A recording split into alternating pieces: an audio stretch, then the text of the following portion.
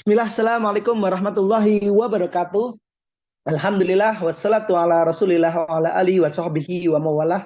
Asyhadu an la ilaha illallah wa asyhadu anna muhammadan abduhu wa rasuluh amma ba'd. Eh, Pertemuan selanjutnya kita akan mempresentasikan cara penggunaan fitur yang ada di kepengasuhan atau di kesantrian.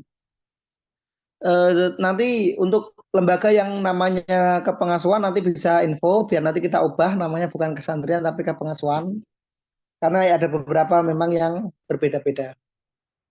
Ana berharap yang mendengarkan presentasi kami ini adalah tim dari bagian kepengasuhan atau kesantrian. Karena nanti ya kalau yang menyaksikan bagian keuangan nanti takutnya nggak nyambung karena memang beda tugas-tugasnya. Nah, kita masuk ke data kesantrian, bagian kesantrian atau kepengasuhan. Di sini ada fitur data asrama. Ini istilahnya kamar. Data asrama itu data kamar. Kita masukkan dulu nih asramanya atau kamarnya. Nama misalkan apa ya? Asrama, lokasinya di gedung utama. Musrifnya siapa? Misalkan Muhammad Ridho lagi. Sebenarnya ini nanti pengabdian. Jadi nanti di data kepegawaian masukkan musrif-musrifnya. Kemudian klik proses. Nah, di sini asrama kibar gedung utama lokasinya tambahkan lagi misalkan asrama Ma'ruf. Ma'ruf lokasi gedung utama atau kita kasih nama asrama cerdas gitu. Nah, ini Ana misalkan master akun. Nah, seperti ini. Bisa tambah yang banyak nanti. Kemudian berikutnya di bagian kesantrian ada fitur data santri. Nah, ini nggak perlu nambah karena otomatis data santri itu dari kependidikan tadi atau dari perkantoran. Karena kalau kesantrian ke pengasuhan nggak perlu nambah santri karena otomatis dia akan ada di sini. Nah, dia bisa tahu, bisa ngecek santrinya, jenis kelaminnya, kemudian kelas apa nanti bisa muncul di sini. Nah, fungsinya apa? Fungsinya adalah untuk mengubah si Ahsan Ahmad ini atau Ahmad Hasan ini berada di kamar mana. Jadi di data santri diklik, kemudian klik ada tombol ubah. Nah, di sini pilih asrama. Yang tadi kita buat, klik asrama kibar, klik proses, klik OK. Nah, otomatis Ahmad Hasan ini ada di asrama kibar seperti ini. Ini kalau nggak ditambah, berarti nanti dia tidak ada di asrama. Ini kita bisa ubah-ubah di sini. Nah, lanjut fitur petugas perizinan. Nah, ini data santri udah ya. Sekarang kita masuk ke fitur petugas perizinan. Fitur ini digunakan untuk petugas-petugas yang nanti mengapprove kalau ada perizinan dari santri atau dari orang tua. Nah, kita tambahkan petugasnya dulu. Misalkan gedung utama, pegawainya siapa, misalkan ini, kasih tugas yang banyak. Nah, sudah sukses. Nah, berarti nanti setiap ada izin masuk ke area gedung utama, nanti yang mengapprove perizinannya Muhammad Ridho SPD. Kita bisa tambahkan yang banyak di sini. 6. Selanjutnya adalah fitur kelola kapan saja. Karena untuk prosesnya nanti tetap melalui aplikasi masing-masing petugas yang mendapatkan izin akses untuk menindak. Ini untuk rekapan saja. 6. Yang berikutnya adalah fitur kelola libur. Nah, di sini tadi sama seperti kepegawaian, tetapi ini nanti kita berikan akses juga kepada kesantrian juga untuk menambahkan libur. Karena biasanya kalau untuk kesantrian itu kan nambah libur kayak misalkan libur bulanan kayak gitu. Jadi tidak harus melalui fitur penjelasan tadi kita bisa melihat eventnya, kemudian kita bisa klik ini. Nah, yang sudah pulang siapa saja. Kemudian lanjut di fitur kesantrian ada fitur alasan izin. Nah, ini harus kita setting dulu. Fitur ini berguna nanti di aplikasi orang tua ketika dia mau menjemput anaknya, alasan izinnya apa saja. Misalkan kita tambahkan di sini alasan izin santri, misalkan eh, keluarga sakit, kasih berapa hari, misalkan 2 hari saja. Jadi kalau dia minta lebih dari 2 hari, nanti akan ditolak otomatis.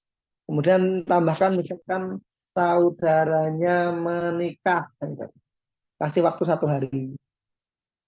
Dan kasih alasan lagi misalkan orang tua berangkat, bukan berangkat ya, pulang haji, kasih 1 hari. Nah, bisa antum tambahkan nanti di alasan izin alasan di sini. Jadi nanti otomatis orang tua ketika dia mau menjemput anaknya, dia harus memilih untuk apa menjemput, kemudian dia harus memilih hari. Kalau dia misalkan keluarga sakit, tapi dia milih 1 hari, maka tetap diizin, maksudnya bisa diproses, walaupun nanti tetap dicek sama bagian yang menindak, yang mengurusi perizinan. Tetapi kalau dia lebih dari 2 hari, pasti nanti tidak diizinkan untuk melakukan proses selanjutnya. Nah, melanjut setelah alasan izin, kita ada namanya jenis pelanggaran. Nah, ini. Jadi setiap kali santri melakukan pelanggaran, nanti kan diinput oleh apa pegawai atau asatidzah yang kebetulan melihat pelanggaran itu. Jadi untuk mempermudah kita tambahkan di sini, misalkan nama pelanggarannya, misalkan merokok. Kemudian bobotnya mau dikasih bobot berapa poinnya, misalkan 50. Area pelanggaran ini nanti bisa ditambahkan, misalkan dia pelanggarannya di asrama, di kelas atau saat tahfidz, misalkan dia di asrama misalkan. Kemudian tingkatan pelanggarannya misalkan dia dianggap berat, kemudian kita klik submit. Nah, nanti akan muncul di sini. Kita tambahkan lagi misalkan berkelahi. Bobotnya berkelahi sama merokok berat mana nih?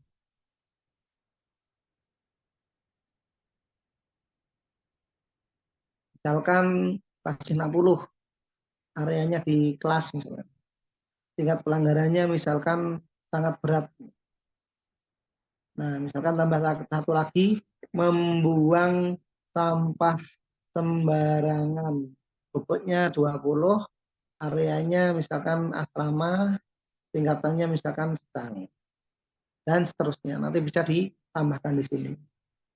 Kemudian ada lagi tugas pengabdian.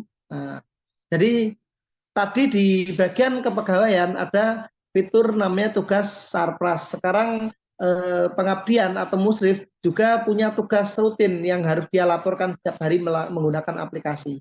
Jadi pertama dia klik tambah tugas, kegiatannya misalkan mengkondisikan santri. Ini tugasnya, ini mengkondisikan santri untuk KBM. Nah, klik.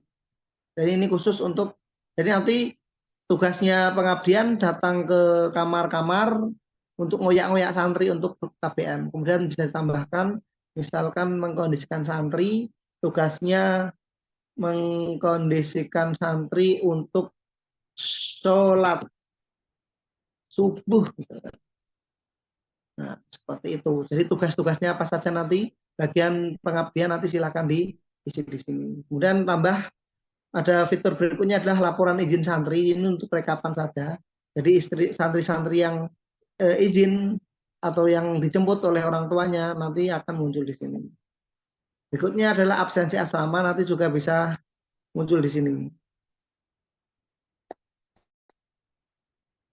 Jadi di aplikasi itu kan ada absensi asrama, nanti bagian keamanan nanti yang akan memeriksa kamar-kamar setiap malam nanti juga bisa dipantau di sini untuk rekapannya. Kemudian kelola reward nanti di sini di aplikasi juga ada pegawai atau guru yang bisa menambahkan reward santri, misalkan santri membersihkan halaman kelas atau reward-reward yang lain nanti bisa direkap di sini. Nah, itu adalah fitur-fitur di bagian kesantrian atau kepengasuhan. Cukup itu saja, cukup jelas, cukup ringkas. Nanti kalau ada yang belum paham bisa di list untuk nanti ditanyakan di sesi tanya jawab dan pendalaman. Demikian dari Ana. Setelah ini kita akan masuk ke bagian tahfidz. Jadi nanti mohon bagian tahfidz bisa berkumpul untuk mengikuti presentasi kami. Demikian, wabillahi taufiq wal hidayah. Wassalamualaikum warahmatullahi wabarakatuh.